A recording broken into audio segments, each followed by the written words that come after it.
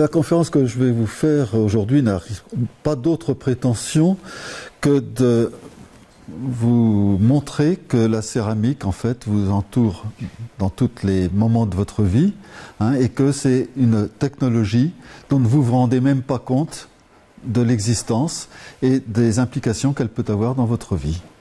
Et pourquoi ceci? C'est parce que culturellement, si je demande à l'un d'entre vous ce qu'est la céramique, j'aurai des réponses qui ressembleront sans doute à celles que l'on a dans le dictionnaire. Faisons ces quelques excès de définition. Tout d'abord, l'encyclopédie Universalis. Donc je vous lis la définition. La céramique, qui vient du grec kéramos, argile, terre à potier. Bon, ça commence déjà très mal, c'est terriblement restrictif. Et l'art de façonner l'argile et d'en fixer les formes par la cuisson. Non. Le mot céramique désigne des produits de composition et d'apparence diverses ayant pour base l'argile ou toute terre plastique. J'espère qu'à la fin de mon exposé, vous aurez une autre vision qui est terriblement réductrice. Mais l'Académie des sciences des États-Unis a sorti une définition que, de mon point de vue, est parfaite, sauf que ceux qui ne savent pas ce qu'est la céramique, à mon avis, ne peuvent rien ni comprendre. Les céramiques sont des matériaux non organiques, non métalliques, formés ou consolidés à haute température. C'est très juste, mais c'est pas suffisamment descriptif.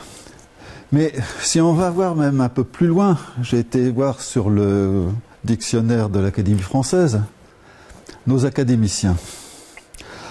Emprunté du grec keramikos, dérivé karmaos, ari, comme Universalis. C'est pas mieux. Adjectif, qui concerne le travail de la terre cuite. C'est toujours pas mieux. Des objets de terre cuite, les arts céramiques, pas de céramique. Ensuite, on s'approche quand même un petit peu de ce que je préfère, art de fabriquer des objets. Le mot en terre cuite est de trop. Je passe sur tout le détail qu'il y a ici, pour simplement, avec le sourire, regarder la dernière phrase, où nos académiciens ont certainement eu un petit remords, en pensant à leurs petits problèmes personnels vu leur âge avancé. Ensemble des techniques qui utilisent un certain type de porcelaine pour la fabrication de prothèses et pour la reconstitution de dents abîmées. Bien, avec cette phrase-là, il s'approche un petit peu, peut-être plus du problème. Alors des définitions plus explicites, il en existe. Il y en a une en particulier que j'aime beaucoup, qui a été faite à la fin des années 60, dans un congrès organisé conjointement par l'École nationale supérieure de céramique industrielle, l'Institut de céramique française et la Société française de céramique. Mais là, c'est un truc à tiroir. Il faut comprendre, pour comprendre un mot, avoir la définition suivante. Produit céramique. Pièce constituée d'un matériau céramique, là vous êtes bien avancé, obtenu généralement par un procédé spécifique qu'on appelle technologie céramique. Ok, c'est très juste, mais pour ça il faut comprendre ce qu'est le matériau céramique et ce qu'est ce procédé spécifique. Technologie céramique, c'est un procédé de fabrication consistant à façonner à la forme désirée un objet composé de poudre minérale, puis par cuisson à haute température, à consolider cet objet dont la forme reste conservée. Donc là, tout y est, pratiquement. Tout y est. L'argile dont nos académiciens parlaient tout à l'heure, c'est une poudre minérale parmi tant d'autres. Et quand on façonne un vase, quand on façonne une assiette, on façonne un objet à température ambiante. Et ensuite, on le porte à haute température, et par un cycle de cuisson, on le consolide. Sa forme reste conservée par ses dimensions et on a un objet qui est obtenu par ce qu'on appelle la technologie céramique.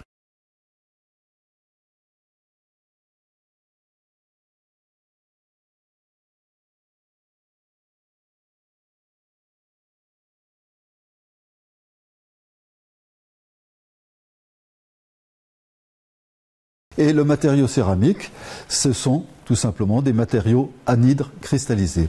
À tel point que les anglo-saxons, quand ils parlent des oxydes purs, de ce que nous on appelle les oxydes covalents dans nos termes de chimistes, eux, les anglo-saxons, les Américains en particulier, ils parlent d'oxyde céramique. Cette notion d'oxyde céramique va s'éclairer petit à petit au cours de mon exposé. Alors qu'est-ce que c'est qu'une céramique donc? Tout d'abord, c'est le plus vieux métier du monde. Il y avait un professeur d'université célèbre qui, dans les années 60-70 qui, lorsqu'elle faisait des fêtes avec ses étudiants les faisaient monter sur la table après quelques petites libations et ils avaient comme mission de déclamer « Mademoiselle Antony, vous êtes la femme la plus chaude du monde qui pratiquait le plus vieux métier du monde. » Pourquoi le plus vieux métier du monde? Parce que on peut très bien imaginer ce qui s'est passé lorsque nos hommes préhistoriques et même plus anciens que préhistoriques ont inventé le feu. Le feu, ils l'ont mis sur la terre qui contenait de l'argile, et ils se sont certainement rendus compte que très vite, l'argile, elle perdait ses propriétés d'être ductile quand on la mouillait. Et qu'elle devenait un produit peut-être poreux, peut-être mais solide, et qui pouvait contenir de l'eau, contenir le feu, contenir des récipients. Donc, à partir de ce moment-là, petit à petit, on a développé ces technologies de fabrication de récipients. Et c'est ce qui a été à l'origine de la sédentarisation des peuplades. Ça, c'était reconnu par tous les archéologues. Et également, autre anecdote, lorsque des archéologues font des fouilles, ils sont heureux chaque fois qu'ils trouvent des restes de matériaux céramiques, à base d'argile bien entendu, puisque ça leur permet d'une part de dater un petit peu leurs fouilles, et d'autre part ça leur permet d'avoir une idée de l'évolution, de la maîtrise, de l'évolution technique, technologique des peuplades dont ils étudient les restes, tout simplement. Alors pourquoi la femme la plus chaude du monde? Ça c'est anecdotique, c'est que Mademoiselle Antony travaillait sur des résistances chauffantes à base d'oxyde de zirconium et qui étaient à l'époque les éléments chauffants qui permettaient de monter le plus haut en température autour de 2000 degrés en atmosphère oxydante. C'est pour ça l'anecdote de la femme la plus chaude du monde. Donc en fait, comme je vous le disais tout de suite, c'est une trace de l'histoire des civilisations et de tout temps, un élément économique et stratégique qui a accompagné l'évolution des civilisations. Et vous allez voir avec les quelques exemples que je vais développer, c'est ces gros objets qui nous entourent et qui façonnent notre vie de tous les jours. Mais que on ne voit même pas tellement on est habitué à leur présence, tout simplement. Un élément fondamental, ça a été l'invention du tour. Et là, vous voyez un vase grec avec sur la droite Athéna, tout simplement, pour montrer l'importance économique et industrielle. Athéna était la déesse de l'industrie pour les Grecs anciens. Eh bien, ils ont inventé le tour vers 1700-1800 avant Jésus-Christ, et ils ont fait des médailles, ils ont commémoré ça en faisant des médailles, en faisant des vases comme ça, pour bien montrer l'importance de cette technologie pour leur développement. On fait des vases, on fait des amphores. Comment est-ce que vous croyez que le commerce s'est développé autour de la Méditerranée? Parce qu'il y avait le moyen de transporter des liquides et de transporter du blé ou d'autres ingrédients dans les bateaux. Les Égyptiens, à peu près à la même époque, avaient également inventé le tour, inventé la technologie céramique, et là vous voyez dans une tombe célébrer l'importance de cette technologie. Vous avez la pâte qui est préparée en haut à gauche par malaxage au pied. Ensuite on en fait un objet, on en fait un colombin qu'on appelle une masse d'argile plastique que l'on façonne autour, et ensuite on les met dans la four et on récupère l'objet.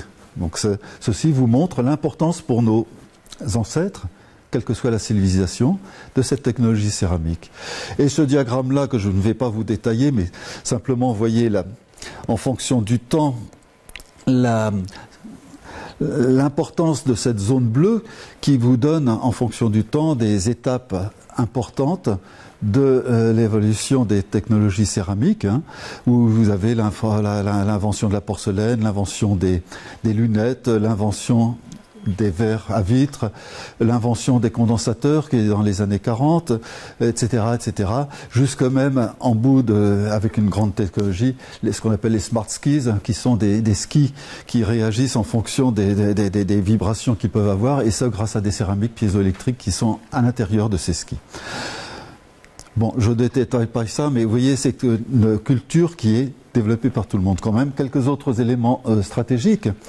La révolution industrielle au XIXe siècle, avec le développement de la sidérurgie, a été possible grâce à l'invention ou à la maîtrise des matériaux réfractaires qui permettaient la création de hauts fourneaux et de convertisseurs. Sans la céramique, on n'aurait pas pu faire tous les aciers, toute la métallurgie qui s'est développée au XIXe siècle. Plus tard, un autre exemple, pendant la guerre de 39-45, vous avez tous entendu parler de l'aventure avec le film qui a été derrière couler le Bismarck. Le Bismarck, c'était la terreur, un cuirassé qui était la terreur des marines alliées. Et bien pourquoi est-ce que les Alliés ont réussi à couler le Bismarck? C'est qu'ils ont pu utiliser des radars embarqués. Et pourquoi ils ont pu utiliser des radars embarqués? C'est parce qu'ils ont pu développer des condensateurs céramiques à base de titanate de barium, là on va en reparler tout à l'heure, qui permettait de développer l'électronique des radars. Et les Allemands travaillaient sur le même matériau de base pour fabriquer ces condensateurs. Ils ont eu du retard par rapport aux Alliés, et c'est les Alliés qui ont gagné. Et donc ça a été un élément énorme pour le développement du conflit. Un autre exemple, l'industrie de la chimie. La chimie était nécessaire, indispensable pour le développement de l'effort de guerre. Mon père était lui-même ingénieur céramiste. Au début de la guerre de 1939, il a été réquisitionné à son usine qui fabriquait des tuyaux et des contenants pour faire de la chimie industrielle qui servait dans le domaine pour fabriquer des explosifs ou autres produits indispensables pour l'armement. Donc c'était suffisamment stratégique pour qu'il soit réquisitionné avec son usine de céramique, etc., etc. Je pourrais multiplier les exemples. On verra avec quelques exemples qui tomberont ensuite avec la suite de mon exposé. Mais donc c'est quoi ce fameux principe d'élaboration des céramiques? On part de poudres dispersées, des poudres, un peu comme le sable à la plage, mais des poudres le plus souvent beaucoup plus fines, dont la taille s'exprime en microns ou même en nanomètres. Cette poudre dispersée, le premier problème, c'est la dispersion. Ça, je ne m'étalerai pas sur ce problème-là, mais c'est un problème technologique et scientifique très très difficile à résoudre, de bien disperser ces poudres. Et on les rassemble en un objet, un peu comme un château de sable, avec le sable de la plage. Le sable est mouillé qui fait un liant qui retient les grains de sable les uns à côté des autres, et vos enfants, ils font des jolis pâtés. Ben là, c'est pareil. On rassemble en un objet. Quand c'est de l'argile, eh ben l'argile, elle fait elle-même son liant qui tienne les grains de sable, les grains d'argile ou le constituant de l'argile entre eux pour faire cet objet. Quand c'est le château de sable, ben c'est pareil. Donc cet objet, on va le mettre dans un four. Et suite à cette cuisson, on va obtenir une céramique, c'est-à-dire les grains se sont rassemblés, avaient créé des joints de grains, les pores qu'il y a entre les grains ont été éliminés, ça fait une diminution de dimension et on obtient cet objet céramique. Bon, l'organigramme, je passe dessus, mais par contre, comment ça marche? Toutes les étapes technologiques qu'il faut maîtriser une par une, eh bien, elles préparent la céramique verte. Pourquoi céramique verte? C'est parce que, c'est une anecdote aussi, dans le temps des porcelainiers au XVIIe ou au XVIIIe siècle, justement pour aider à la maîtrise de la plasticité des pâtes, à la maîtrise de la dispersion des poudres, eh bien, ils ne savaient pas trop pourquoi, les artisans, les porcelainiers à cette époque-là, eh bien, ils allaient même, ils faisaient pourrir la pâte, ils la laissaient, après l'avoir préparée, ils la laissaient reposer plusieurs semaines. Ils allaient même uriner dessus on a su depuis que c'était parce que l'urine ensuite ça faisait de l'ammoniac qui apportait une touche basique, excusez-moi du terme technique, hein, qui transformait le pH de la pâte et qui aidait à la rendre plastique avec les notions de plasticité qui permettaient sa mise en forme. Et ce pourrissement donnait une couleur verte à la pâte. C'est pour ça que les Américains parlent de green ceramic. Et donc, à préparer le cycle de fruitage. Donc, on fait cet objet. Et ensuite, regardons ce qui se passe au niveau des grains. Et là, au niveau des grains, il y a des phénomènes de diffusion qui vont se développer et qui seront aidés par la température. Alors, pourquoi des phénomènes de diffusion? C'est que, en physique, on démontre que lorsque vous avez une surface d'un grain convexe, eh bien, vous avez une surpression par rapport au centre du grain. Et quand vous avez une surface concave, comme vous avez là entre les deux grains, au contraire, vous êtes une dépression. Et là, on comprend instinctivement que si vous avez une pression inférieure, eh bien, ça aura tendance à créer des vides, en termes de cristallographie, on appelle des lacunes. Et au contraire, lorsque vous êtes sous compression, il y aura moins de vide par rapport à ce qu'il y a au centre. Donc vous avez des gradients, des différences de concentration de lacunes entre la surface des grains, le cœur et le col, c'est-à-dire la partie qui sépare les deux grains. On augmente la température, et bien ça va permettre, la nature va faire des phénomènes de diffusion qui auront tendance à diminuer à vouloir diminuer cette différence de concentration. Et donc, des lacunes qui vont d'un côté, ça veut dire du matériau qui va de l'autre côté. Et donc, le matériau, comme ça, va diffuser du cœur du grain, de la surface du grain, vers le col, pour faire grossir ce joint de grain qu'il y a entre les grains. Hein, c'est tout bêtement, c'est plus compliqué que le mot tout bêtement sous-entend, mais c'est ça la source de ce qui se passe quand on fait une céramique. Alors vous voyez que vous comprenez bien que ça se passe comme ça avec des argiles, mais ça se passe comme ça avec n'importe quel autre matériau, des oxydes et même des métaux. Bon, là, cette suite de diapos vous donne un exemple d'une alumine. En bas à gauche, elle venait d'être pressée. On monte en température, vous voyez les grains qui commencent à se rapprocher, qui commencent à avoir des cols qui se forment entre eux, et la porosité qui diminue, et à la fin, sur une surface polie, vous avez cette belle surface-là. Et là, c'est pour un oxyde pur, Al2O3, oxyde d'aluminium. Un matériau beaucoup plus complexe, une porcelaine, c'est la même chose, sauf que vous avez des grains de silice, des grains d'autres matériaux, je ne vais pas détailler les matériaux en question, une phase vitreuse, tout ça, c'est quelque chose de très complexe, mais de la même manière, vous avez cette microstructure avec beaucoup de matières qui sont rassemblées entre grains et joints de grains, et le tout suite à ce cycle de température. Et voilà un autre exemple, là c'est un matériau pour condensateur où on voit bien les grains qui se sont formés avec cette forme bien caractéristique d'une céramique bien fritée.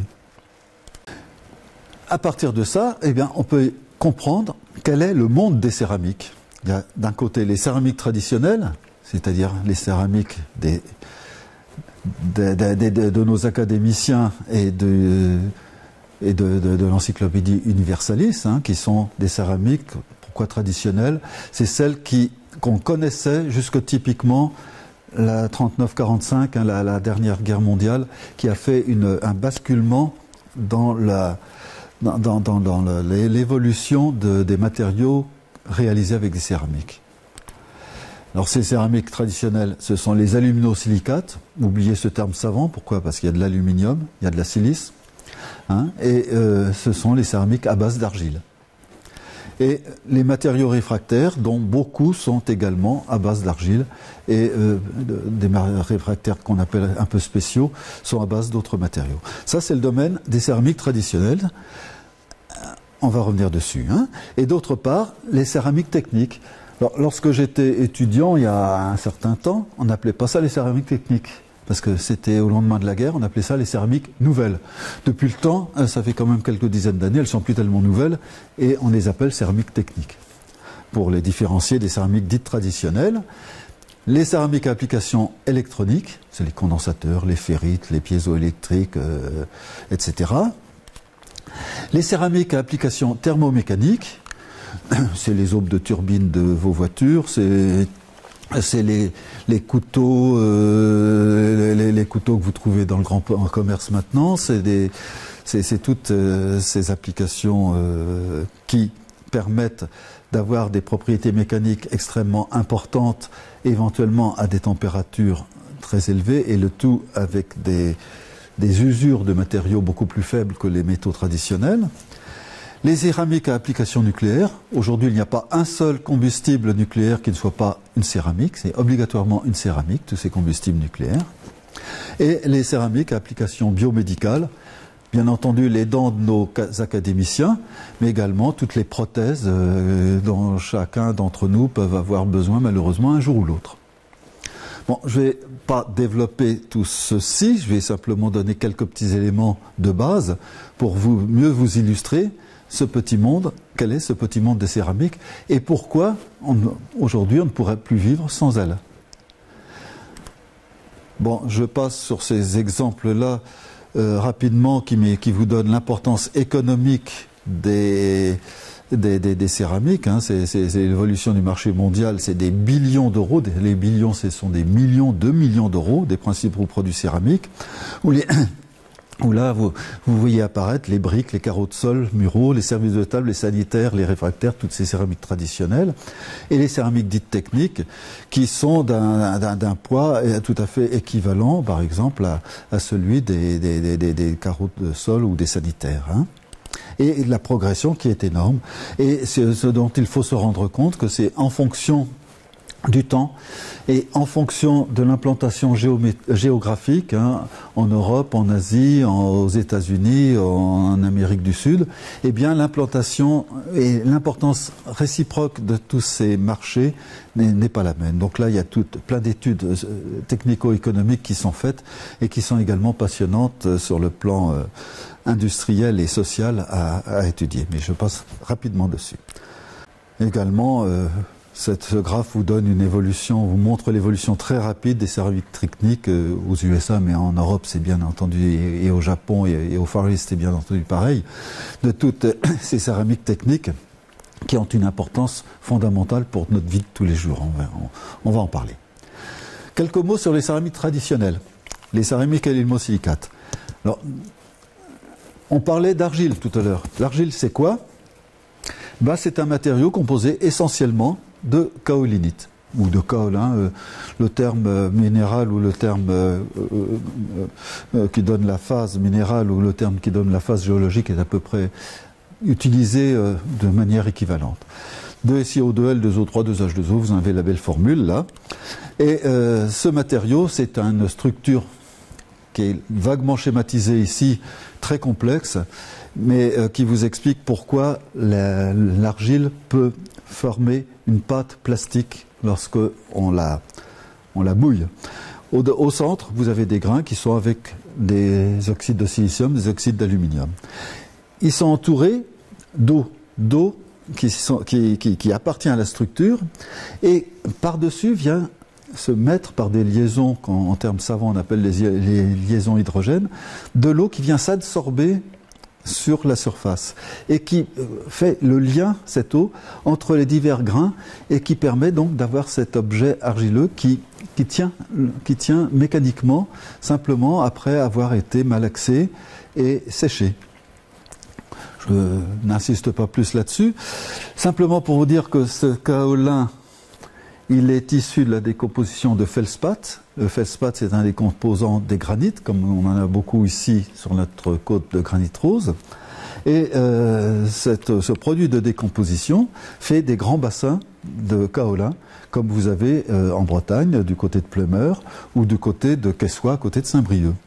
Mais sous l'influence des précipitations, eh bien, vous avez drainage, vous avez les kaolins qui est entraîné vers les rivières et qui est broyé par les galets, broyé par tout ce drainage le long des rivières, et ça forme par les impuretés qui s'y rajoutent, ça forme des argiles qui vont ensuite sédimenter. Et donc, c'est ça l'origine des argiles qui sont en fait des kaolins avec des impuretés, d'oxyde de fer, oxyde de titane essentiellement. Donc, c'est le matériau de base, c'est ces matières premières plastiques auxquelles on adjoint des matières premières non plastiques, soit des chamottes, c'est-à-dire du matériau qui a été calciné et rebroyé, soit des fondants qui vont avoir pour but de permettre un abaissement des températures où se passera des choses lors du cycle de fruitage. Alors c'est des soirs, des quartz, des feldspaths, des micas. En fait, ce qui amène d'une manière générale quelques cations de produits alcalins. Et à partir de ça, eh bien, on va explorer toutes les natures de céramique aluminosilicate. Bon, vous allez me dire, une belle assiette, ça a un vernis dessus, un beau vase décoré, ça a un vernis. Donc par-dessus, on va pouvoir mettre des vernis, c'est le terme générique, qui sont des verres, qui à température de cuisson viennent s'étaler et s'accrocher sur le tesson céramique. Dans ces vernis, il y a les couvertes, il y a les glaçures, bon, en fonction de la manière dont c'est fait, de la manière dont c'est utilisé, hein, et vous avez les émaux. Bon, tout ceci, ça pourra faire l'objet d'une conférence ultérieure si vous êtes intéressé ou s'il y a une demande pour développer beaucoup plus cette notion de céramique traditionnelle aluminosilicate. Les couleurs, ben, ce sont des oxydes qu'on rajoute dans ces vernis et qui vont, ça s'explique également en physico-chimie, qui vont modifier l'absorption de ces verres qui, quand ils sont purs, sont bien entendu transparents et blancs et incolores. Alors les sels de cobalt pour faire des bleus, l'acide de chrome pour faire des verts, les composés du cuivre pour faire soit des verts, soit des rouges, selon le quand on fait la cuisson atmosphère oxydante ou réductrice, les composés d'étain qui donnent du blanc opaque, les composés du fer, de l'ocre jaune, vous voyez, toute la palette elle est là. Les céramiques traditionnelles, ben voilà tout ce qu'on fait à partir de ça. Dans ce tableau, vous avez classé grossièrement en fonction de la température de cuisson et en parallèle avec la porosité qui en résulte, vous avez les termes que vous pouvez trouver dans les céramiques traditionnelles que vous pouvez acheter dans le commerce tout simplement. Rapidement, les terres cuites, les poteries, les faïences, les grès cérame, les vitreous, les porcelaines, du plus bas vers le plus haut en température de cuisson et également du plus facile, entre guillemets, vers le plus difficile technologiquement parlant. Quand je dis facile, c'est ça qui fait le malheur des céramiques traditionnelles, en France tout au moins, c'est qu'on avait, il y a quelques dizaines d'années, une très forte industrie pour faire des terres cuites, pour faire des peintures. Les terres cuites, c'est les tuiles, les briques, les pots de fleurs, et pour faire des sanitaires. Bon, ça se faisait tout seul, il suffisait de malaxer la pâte, de la porter dans le four, bon an, mal an.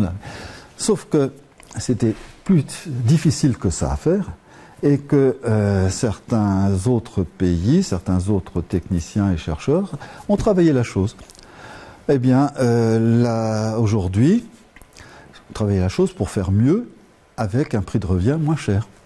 Aujourd'hui, une grande partie de tout ceci a émigré vers l'Italie, par exemple, pour tout le sanitaire et les carreaux de faïence et les carreaux de grès, hein, ou même vers les pays du sud de la Méditerranée, vers le Maroc, l'Algérie, où il y a des superbes usines qui se sont développées et qui font que chez nous, on n'a pas suivi technologiquement, mais on est puni par où on a cru être les meilleurs alors qu'on n'était pas les meilleurs.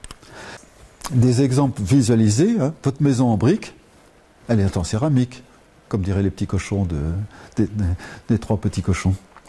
Les pots de fleurs sont en céramique. Les carreaux, là ce sont des carreaux de terre cuite, c'est de la céramique. Les sanitaires que vous avez derrière, les éviers qui sont là, ce sont des céramiques. En chimie, je vous parlais des grès de chimie tout à l'heure, eh bien les grès de chimie, ce sont également des céramiques. Les carreaux de faïence au mur, les carreaux de grès au sol, ce sont des céramiques.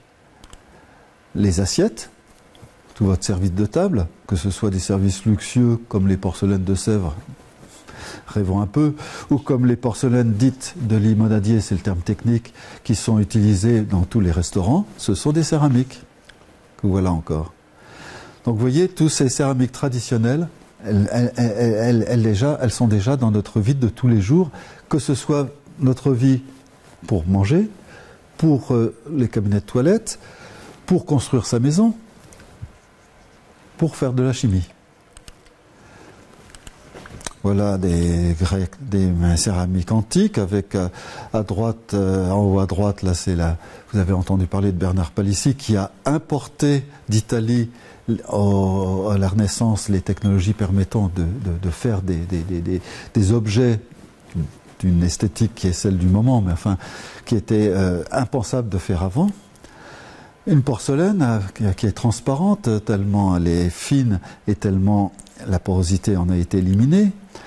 Des porcelaines encore très belles, on peut faire des véritables peintures sur ces porcelaines, ou un biscuit sans qu'il n'y ait aucun vernis par-dessus. Autre céramique traditionnelle, les céramiques réfractaires. Et là, on rentre dans un domaine qui va nous permettre de développer de l'acier, de développer du verre, de fabriquer des fours de verrerie, qui va nous permettre d'avoir également des fours pour faire des céramiques. Hein. Et qu'est-ce que ce sont des réfractaires? Ce sont des matériaux et des produits non métalliques dont la résistance pyroscopique est équivalente à 1500 degrés au minimum. La résistance pyroscopique, c'est quoi? Vous formez un petit cône avec la matière première. Ce petit cône, vous le mettez dans un four et là, il faut qu'avant 1500 degrés, il ne se déforme pas sous l'action de la chaleur. Si c'est en dessous de 1500 degrés, ce n'est pas un réfractaire. Si c'est au-dessus de 1500 degrés, on peut considérer ça comme un matériau réfractaire. Qu'est-ce qu'on lui demande à ce matériau? Beaucoup de choses. On lui demande d'être inerte chimiquement vis-à-vis de son environnement. Chimiquement, environnement, soit gazeux, soit liquide, soit solide. Ça dépend de avec quoi il est en contact. Et tout en conservant des propriétés mécaniques qui permettent d'assurer les fonctions de contenant, les fonctions d'isolation vis-à-vis de l'extérieur. Et tout ceci, bien entendu, à la température d'utilisation considérée qui peut être au-delà même de 2000 degrés pour certains. Alors, les normes, en fait, déclinent les matériaux réfractaires en fonction soit de leur composition, soit de leur mode de mise en œuvre. Hein. Vous avez les aluminosilicates, alumineux, argileux, silico-argileux, silicate, silice. Là, on est très proche des matériaux que je viens de décrire pour faire des tuiles, des briques, ou des faïences, ou des grès. Je passe sur ce diagramme, ne vous affolez pas, c'est simplement pour vous montrer en fonction des compositions les limites que l'on peut atteindre sans qu'il y ait apparition d'une phase liquide. Et donc, vous voyez, quand vous êtes avec les réfracteurs argileux ou silico-argileux, typiquement, on peut à peine atteindre 1500 degrés. Avec des réfractaires alumineux, on monte plus haut, on monte typiquement jusque vers 1800 degrés. Ensuite, vous avez les réfractaires dits basiques. Ces réfractaires basiques, c'est des produits de magnésie, de magnésie-chrome, de chrome-magnésie, chromite, forstérite, dolomite, tout ça parce que leur composition, c'est des éléments que chimiquement on appelle basiques. Alors ces réfractaires basiques ont une énorme importance parce que c'est grâce à eux, en particulier, quand on a réussi à les développer à la fin du 19e siècle, qu'on a pu utiliser les minéraux qu'il y avait en Lorraine pour fabriquer de l'acier, parce que jusqu'à là, la tomate de Lorraine, eh bien, dans les réfractaires aluminosilicates classiques, elle réagissait et on ne pouvait rien faire avec. Et du moment qu'on a inventé ces réfractaires basiques, on a pu développer l'économie de la sidérurgie en Lorraine. Donc, vous voyez l'importance stratégique que simplement le fait d'avoir réussi à faire une céramique réfractaire neutre vis-à-vis du minerai qu'on allait traiter, eh bien, a permis le développement de toute une région. Et là, vous voyez, ce même diagramme, peu importe la signification de ce diagramme, regardez simplement les températures qui sont nettement plus élevées, hein, où on va pouvoir dépasser même les 2000 degrés avec ces températures-là. Autres réfractaires, les spéciaux à base de carbone, de graphite, de zircon. Zircon, c'est un oxyde de silice et de zirconium. Zircone, c'est l'oxyde de zirconium. Carbure de silicium, carbure de manière générale, de nitrure, de borure, en fonction de l'utilisation, en fonction du fait qu'on veut que ça transmette la chaleur, que ce soit un bon conducteur de la chaleur, que ce soit un mauvais conducteur de la chaleur pour des propriétés d'isolation, que l'on veut le mettre en contact avec des verres par exemple. À ce moment-là, contact avec des verres dans des fours de verrerie, c'est pas n'importe quoi qui peut être mis. Les silico-alumineux, ça réagira avec le verre. Il faut mettre autre chose. Ce sera de la zircone, ce sera d'autres matériaux comme ça. Autre manière de les classifier, c'est façonné, dense, non façonné, électrofondu, isolant. Je passe là-dessus, je n'ai pas le temps de me développer là-dessus. Et les principales utilisations, la consommation des produits réfractaires en Europe de l'Ouest, c'est sidérurgie, chaux et ciment, pour pouvoir fabriquer du ciment, tout simplement. Un four de cimenterie, c'est un tube d'une centaine de mètres de long qui tourne, qui monte à 1400 degrés à l'intérieur et dans lequel le matériau qui va former le ciment circule, chauffe, réagit. Et donc, on est obligé d'avoir ce matériau réfractaire pour former ce four de cimenterie. Céramique, il faut céramique pour faire des porcelaines et des faïences, il nous faut un four. Verrerie, c'est la fabrication des verres, tout simplement. Dans le domaine de l'énergie également, pétrole et chimie et divers. Un haut fourneau, exemple d'utilisation, un haut fourneau, qu'est-ce que c'est? C'est un objet céramique très complexe, avec des zones où les températures ou les contraintes physiques ou chimiques ne sont pas les mêmes. En haut, il faut être solide. C'est pas très chaud. Vous êtes vers 500-600 degrés, mais il faut subir des chocs mécaniques, puisque on amène le minerai par le haut et d'une manière pas forcément délicate. À mi-cuve, on monte déjà beaucoup plus haut. Mais il y a des attaques chimiques par les gaz de réaction qui peuvent intervenir. Également des alcalins qui peuvent être présents dans les minerais.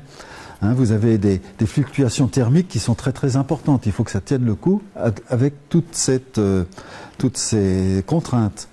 En bas de cuve, alors là, on monte déjà à des températures qui peuvent atteindre 2000 degrés. 2000 degrés avec également, on a besoin d'une bonne homogénéité de température le plus possible. Donc il faut des matériaux qui sont non seulement qui tiennent le coup en atmosphère réductrice à ces températures-là, qui tiennent le coup vis-à-vis encore de toutes ces attaques chimiques qu'ils peuvent avoir là, et qui permettent une homogénéité de température. Donc on leur demande une bonne conductibilité thermique. Et dans le creuset en bas, c'est également, on a toujours toutes ces dernières considérations sur la conductibilité thermique qui sont là. Et donc en fonction de ça, vous voyez la solution. En haut, carbure de silicium lié avec de l'argile. À mi-cuve, des matériaux réfractaires alumineux ou du corindon. Dans le bas de cuve, dans le ventre, dans les étalages, c'est du carbure de silicium, avec parfois du graphite. Et le creuset en bas, c'est du carbone pur. Et tout le reste de l'usine de sidérurgie, ce n'est qu'un superbe objet en céramique. Les convertisseurs, tous ces outils d'une usine de sidérurgie, ce sont des très beaux objets en céramique réfractaires, à tel titre que les sidérurgistes avaient une usine de fabrication de réfractaires dans un coin de leur usine de sidérurgie, traditionnellement. Alors quelque chose qui également montre l'importance de tout ça, de la céramique dans la fabrication des aciers, c'est qu'un des indices qui permettent de qualifier la performance technologique d'une usine de sidérurgie, c'est la consommation exprimée en kilogrammes de matières réfractaires par tonne d'acier produite. Et là, on voit qu'en fonction des années, cette consommation, elle diminue, elle diminue, elle diminue. Et on voit qu'aujourd'hui, c'est encore pire que 98, qui est la fin de ces données chiffrées que j'ai là. Aujourd'hui, en Europe, on ne sait plus faire technologiquement de manière rentable des aciers. Par contre, au Far East, au Japon, en Inde maintenant, eh bien, ils savent façonner, ils savent fabriquer des aciers avec une faible consommation de réfractaires par tonne d'acier, ce qui montre leur degré, leur évolution technologique et qui explique que l'industrie de la sidérurgie, eh bien, elle se déplace malheureusement pour nous vers le Far East. Autre exemple d'utilisation des réfractaires et des matériaux réfractaires, les fours de verrerie, où là vous avez un verre, c'est à cause de la silice avec des matériaux alcalins qu'on va fondre ensemble pour former une structure particulière qu'on appelle verre. Et cette structure particulière qu'on appelle verre, à 1400-1500 degrés, est bien liquide. Et si on mettait n'importe quoi comme réfractaire, ça attaquerait, ça réagirait avec le réfractaire et on ne ferait rien de bon. Et c'est pour ça qu'on est obligé d'utiliser des verres qui sont des matériaux réfractaires qui sont des électrofondus avec très peu de porosité pour être peu attaqués et avec des matériaux du style corindon, du style oxyde de zirconium, du zircon qui sont peu réactifs. Et voilà un four de verrerie. C'est un superbe bassin olympique d'une 50aine de mètres de long, d'une 30aine de mètres de large. Et là, celui-là, il est vide. Mais imaginez qu'en fonctionnement, vous êtes à 1400-1500 degrés et tout rempli de verre en fusion.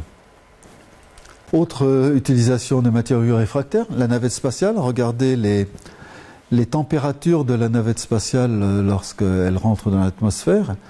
Eh bien, vous avez tous entendu parler des tuiles de la navette spatiale. Eh bien, ce sont des superbes matériaux réfractaires qui ont été développés en alliant des propriétés d'isolation thermique et de légèreté, tout en résistant à ces températures très très élevées. Changeons de domaine. Juste là maintenant, pourquoi on a utilisé la technologie céramique? C'est qu'on savait faire des objets, les céramiques traditionnelles que j'ai commencé par vous développer à luminosilicate, à base d'argile, parce qu'on faisait l'objet en céramique avec le tour de potier, par modelage, comme nos ancêtres ont pu le faire très tôt dans l'histoire des civilisations. Et les matériaux réfractaires qu'on utilisait pour leurs propriétés de tenue mécanique et de tenue chimique à haute température. Maintenant, on va utiliser la technologie céramique pour mettre en œuvre des matériaux qui ont plein d'autres propriétés, mais qui n'ont rien à voir avec les précédentes, qui ont plein d'autres propriétés, et c'est des propriétés physiques, utilisables en électronique, d'isolation, de conduction, de piézoélectricité, tout ce que vous voulez, qui s'expliquent par la cristallographie, qui s'expliquent par la nature du matériau. Et ces matériaux, on sait les mettre en forme, on sait en faire des objets grâce à la technologie céramique.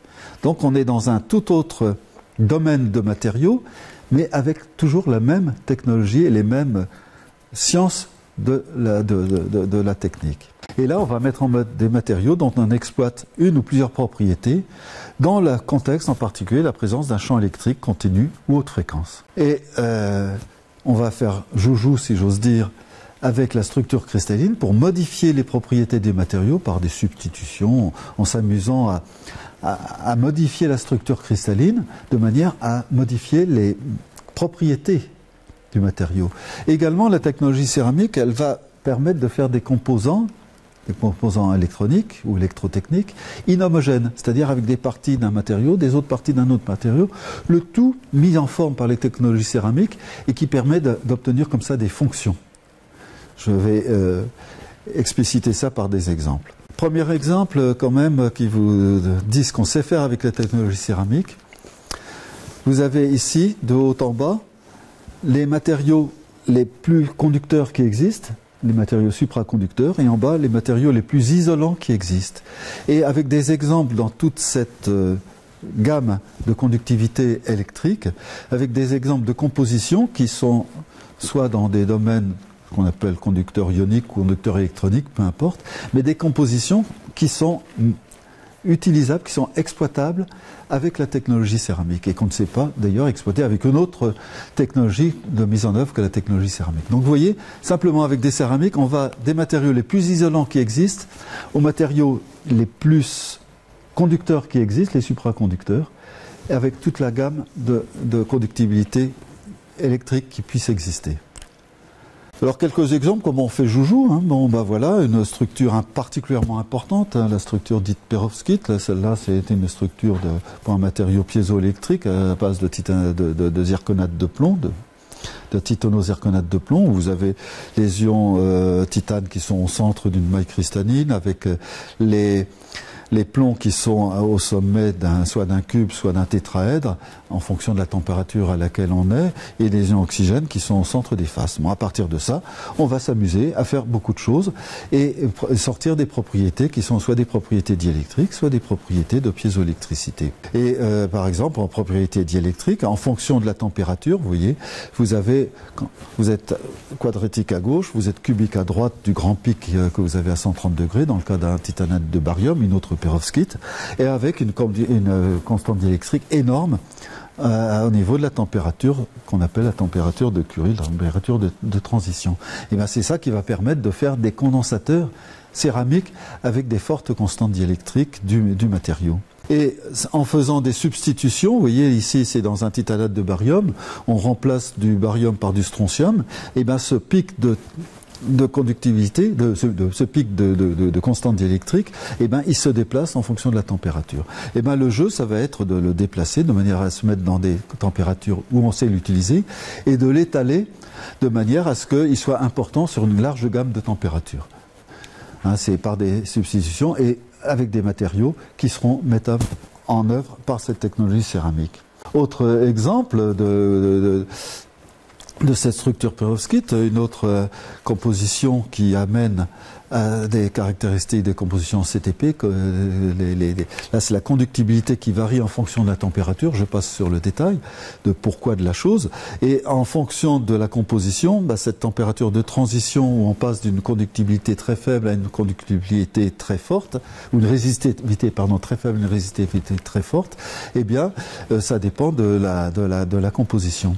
Application de ça, par exemple, dans votre vie de tous les jours, le moteur de votre machine à laver, quand il commence à essorer, il y a un appel de courant très fort. Eh bien, s'il n'y avait pas une modération de la valeur de ce courant, eh bien, vous auriez des intensités trop fortes et votre machine à laver, elle serait vite en panne, ou alors c'est votre compteur qui disjoncterait. Eh bien, pour ça, on met une céramique à coefficient de température positif qui chauffe par effet Joule, et quand on dépasse une certaine température, eh bien ça coupe le courant et ça permet de refroidir et ça permet comme ça le démarrage de moteurs puissants. Donc c'est un des exemples d'application. Les applications des matériaux piézoélectriques, ben vous voyez, très très variées. Haut-parleurs, des micro-actionneurs. Ici il y a une caméra, et ben le zoom c'est un moteur piézoélectrique à base de céramique. Des relais, des moteurs ultrasons, les ultrasons pour mesurer pour sondeur pour votre bateau, les nettoyages par ultrasons, je passe, c'est les micros, c'est les haut-parleurs, c'est les allume-gaz, etc. Tout ça, ce sont des applications de céramique. Autre structure, beaucoup plus compliquée, la structure dite spinel, que je ne vais pas vous détailler, mais où là, il y a des cations et des anions qui vont dans des sites et qui vont distincts et qui vont interagir les uns avec les autres pour former, par exemple, ce qu'on appelle les matériaux ferrites, qui permettent d'avoir des propriétés magnétiques très importantes à partir de ces matériaux céramiques, soit pour faire des ferrites durs qui sont des aimants permanents, soit des ferrites doux, par exemple, pour rentrer dans la fabrication de transformateurs. Et voilà ces ferrites, là-dedans, bah, vous avez des ferrites pour faire des moteurs, des ferrites, vous en avez plein votre voiture, des ferrites pour faire les écrans, les écrans cathodiques de téléviseurs. Tout le développement des téléviseurs s'est fait grâce à des écrans cathodiques. Maintenant, c'est un peu du passé, on n'en parle plus, mais il y avait un énorme anneau de ferrites à cet endroit-là. Derrière, en haut à droite, derrière à droite, vous avez ce qu'on appelle une alimentation à découpage. C'est ce qui a permis, par le développement des ferrites qui travaillent à haute fréquence, de diminuer la masse, le poids de toute l'alimentation de votre téléviseur ou de votre PC, hein, et d'avoir des consommations qui ont diminué. Ce sont des filtres. En bas à droite, là, vous avez des filtres qui sont largement utilisés dans la téléphonie, dans les centraux téléphoniques, etc., etc. Et cette image qui vous donne les ferrites partout. Il y en a, vous en avez plusieurs kilos sans le savoir dans votre voiture, hein, dans les moteurs, dans l'alternateur, dans dans des capteurs, etc., etc., etc. Vous voyez là tout ce que vous avez comme ferrite, donc de céramique, qui agrémente l'utilisation de votre voiture. Autre chose importante, c'est par la technologie céramique, on sait mélanger des matériaux qui ont des fonctions différentes ou des propriétés différentes, et par les lois de mélange, on sait additionner ces caractéristiques, et on a des propriétés globales qui dépendent, entre autres, des caractéristiques de chacun des constituants. Ou alors, entre grains, sous son électrique, on fait des effets de barrière, on fait des effets qui sont liés à la présence de grains et de joints de grains, et des joints de grains de nature éventuellement différente de celle du grain. Ou alors, on a des fonctions différentes pour faire, par exemple, de l'interconnexion. Exemple de belles réalisations qu'on peut faire avec une céramique. Ici, vous avez une belle micrographie d'un grain d'un condensateur dont on cherche à planir la constante diélectrique en fonction de la température. Et en bas, vous avez la composition de ce grain en fonction de la position de l'analyse au sein du grain. Et vous voyez que la composition elle est différente au cœur et à l'extérieur du grain. Et là, vous avez ce qu'on appelle une structure qu'on appelle core-shell, cœur-coquille, et où là, la propriété globale dépend de la propriété de chacune des parties du grain. Autre exemple, les condensateurs céramiques multicouches, où vous avez des couches céramiques séparées par des couches de conducteurs, de manière à former dans cette structure-là un condensateur global dont la propriété tient de l'addition de beaucoup de petits condensateurs, et comme la valeur la capacité d'un condensateur est inversement proportionnelle à l'épaisseur de diélectrique, on arrive aujourd'hui à faire cette structure-là avec une alternance de grains conducteurs et de grains diélectriques, ces couches diélectriques qui peuvent être aussi faibles que 1 micron aujourd'hui. Il y a 20 ans, l'exploit c'était de faire des couches de 20 microns. Aujourd'hui, on arrive à faire des couches de 1 micron. Et uniquement par la maîtrise de la technique. Autre importance des matériaux céramiques dans votre vie de tous les jours, les circuits intégrés. Quand vous voyez un circuit intégré, vous vous dites, tiens, c'est un circuit intégré. Oui, mais ce que vous voyez, ce n'est pas le circuit intégré. C'est l'encapsulation du circuit intégré. Et l'encapsulation du circuit intégré, le plus souvent, elle est faite en céramique. Et donc là, sur la photo de droite, vous voyez le circuit intégré avec des tas d'entrées-sorties qui sont là.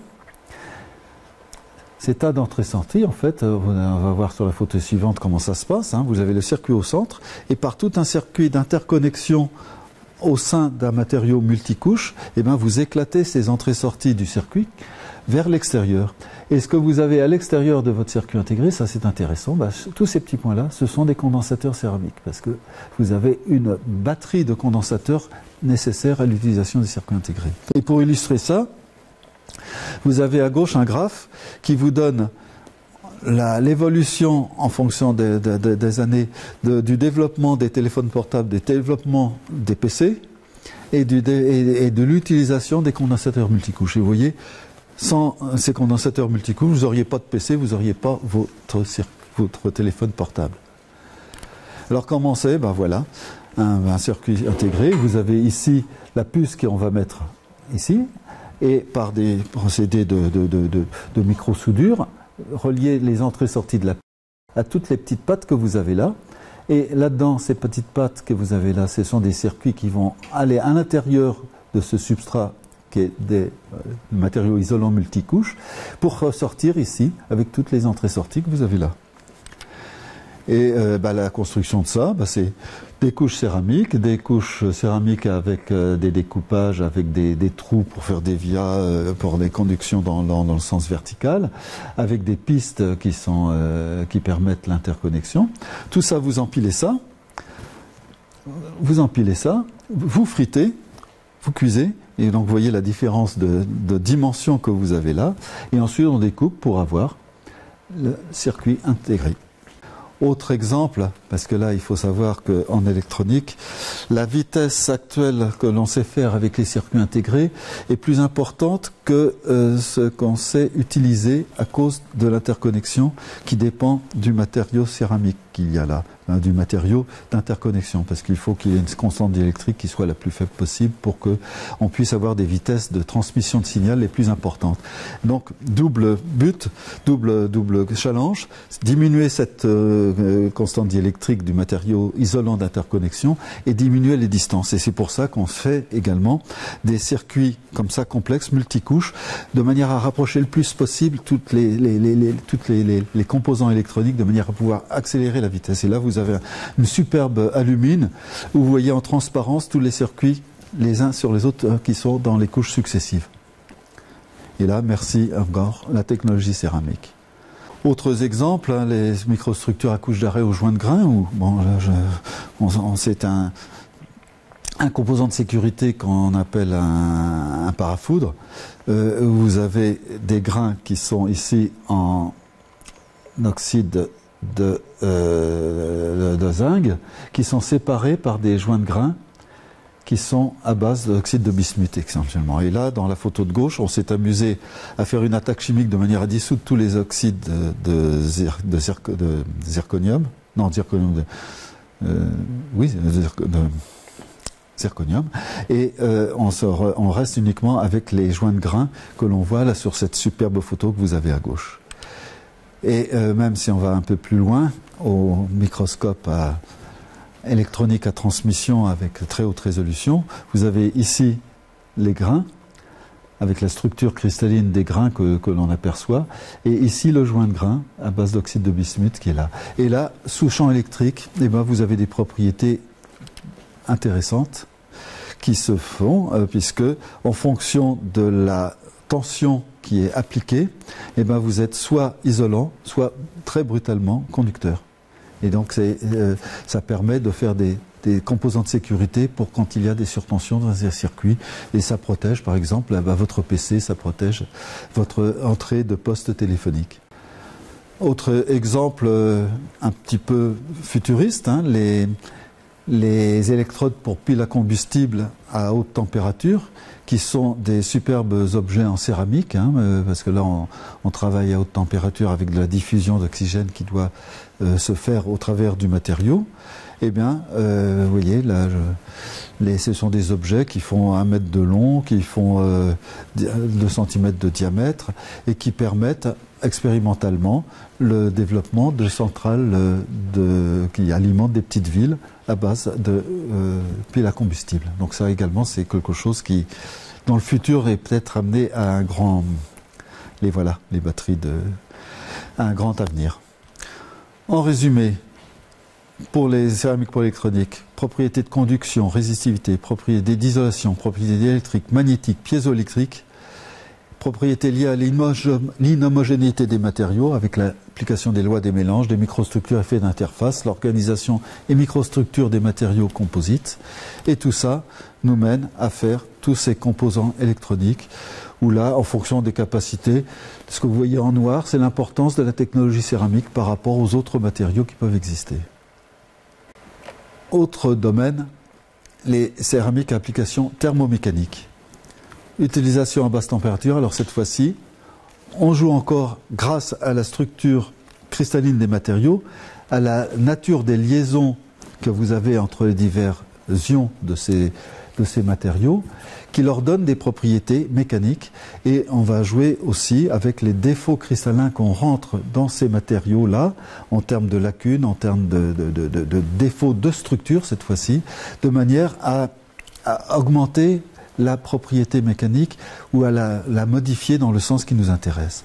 Alors avec 2 types d'utilisation, à basse température, buse de sablage, roulement à billes, guide de fil, lame de patin à glace, corps de pompe, abrasif, et propriétés de résistance au choc, les plaques de blindage ou les plaques d'hélicoptère. Et les utilisations à haute température, c'est les buses de filage d'acier, les joints tournants, les outils de coupe, hein, la technologie d'usinage des métaux a évolué d'une manière fondamentale depuis 30 ans parce que on est passé des outils en acier rapide aux outils en céramique qui permettent des vitesses de coupe beaucoup plus importantes parce que ça tient le coup à haute température tout en gardant ses propriétés mécaniques contrairement aux métaux. Les outils de forage, d'excavation, les moteurs, etc. Je passe rapidement sur ce diagramme qui n'a pour autre présentation que de vous montrer une propriété mécanique, propriété de solidité mécanique de diverses familles de matériaux en fonction de la température. Et les céramiques sont elles qui montrent à haute température les meilleures propriétés mécaniques. Et c'est pour ça qu'on va les utiliser. Avec un autre exemple, la comparaison de deux céramiques, le carbure de silicium ou le nitrure de silicium, par rapport à un matériau métallique performant, l'indium, et ce en fonction de la température. Vous voyez que à partir de 400-500 degrés, le métal, on ne peut plus l'utiliser, alors que les matériaux céramiques, on peut continuer à l'utiliser avec leurs propriétés mécaniques. Donc à partir de ça, ce sont les outils de coupe, par exemple, l'exemple des plaquettes d'outils de coupe. C'est vos outils préférés pour faire la cuisine. C'est des divers matériaux, roulements à billes, tout ça, ce sont les utilisations à basse température. Également les filières de filature. Le fil qui va à très très grande vitesse dans les filatures, ça use les guides en métaux, alors qu'on est obligé d'utiliser des guides en céramique. Également les guides pour imprimante à aiguille, on n'en a plus trop besoin, mais ça a une importance également dans le développement de l'informatique. Et dans votre voiture, vous en trouvez partout. Partout. Des freins, des sièges de soupape, des aubes de turbine pour votre turbo. Dans votre voiture, également, les voitures actuelles ont une énorme concentration de céramique à utilisation thermomécanique. Un exemple, entre autres, c'est un nid d'abeille qui permet de mettre du matériau catalyseur, de matériaux nobles qui sont mis dans les trous des nids d'abeilles. Le nid d'abeille est en céramique pour les pots catalytiques. Un pot catalytique, c'est ça, le nid d'abeille, il se trouve dans ce coin-ci, ici. Voilà des pistons, des valves de soupape, des aubes de turbine, des segments. Tout ça, c'est des objets que vous trouvez également dans votre voiture. Autre application de ces céramiques, c'est les nez d'avion. Un nez d'avion, pourquoi en céramique? C'est des superbes objets en alumine, en oxyde d'aluminium. Pourquoi en céramique? Parce que dans un nez d'avion, vous avez un radar. Si le cône du nez d'avion est en métal, le signal du radar, il passe pas. Donc, obligatoirement, une céramique qui tient le coup mécaniquement et qui laisse passer les ondes électromagnétiques pour le nez de l'avion ou des fusées, c'est pareil. Céramique à application nucléaire, les combustibles, oxyde d'uranium, de plutonium, on leur demande beaucoup de choses, de confiner les produits de fission, d'assurer l'évacuation de la chaleur, tout en conservant la réactivité. Et ça, les métaux ne savent pas faire. Autres matériaux céramiques dans les applications nucléaires, les modérateurs qui sont à base de graphite et l'enrobage de certains combustibles, mais également le traitement des déchets avec la fabrication des fameux verres qu'on appelle la vitrification, entre guillemets, qui se passe à l'usine de Kojima de La Hague. Et là, pourquoi utiliser céramique? À cause des défauts d'irradiation qui sont conséquences de l'effet des neutrons rapides lors de la réaction nucléaire, avec formation de lacunes, de trous dans le matériau, de bulles de gaz, et les métaux, ils ne tiennent pas le coup parce qu'ils gonflent, il y a des cavités, et mécaniquement, ils ne tiennent pas le coup. Donc on est obligé d'utiliser ces céramiques. Et au départ, ça a été essentiellement l'oxyde d'uranium. D'ailleurs, beaucoup des théories actuelles concernant le frittage des céramiques ont été développées dans les années 50, fin des années 50, début des années 60, en particulier en France au CEA, et ce pour les applications, avec l'objectif des applications de fabriquer de l'oxyde d'uranium frité, parce que ça se frite du côté de 2000 degrés sous atmosphère d'hydrogène, ce genre de truc. C'est pas facile quand même à faire. Donc voilà une cuve avec les combustibles nucléaires qui sont dedans, de l'eau qui circule autour et les barres ici qui descendent avec les combustibles. Alors si on regarde d'un peu plus près, ben voilà une de ces barres qui descend. Et ben ces barres, elles sont composées de crayons de combustible qui sont assemblés ensemble. Et quand on regarde un crayon quand il est fait, ben c'est une gaine, enfin une pastille qui est en oxyde d'uranium ou d'oxyde d'uranium et de plutonium, et une gaine qui est à base de zirconium, métal. Donc le combustible confine les produits de fission, évacuation de la chaleur, conserve la réactivité, supporte l'exploitation, et la gaine, c'est un alliage de magnésium-zirconium.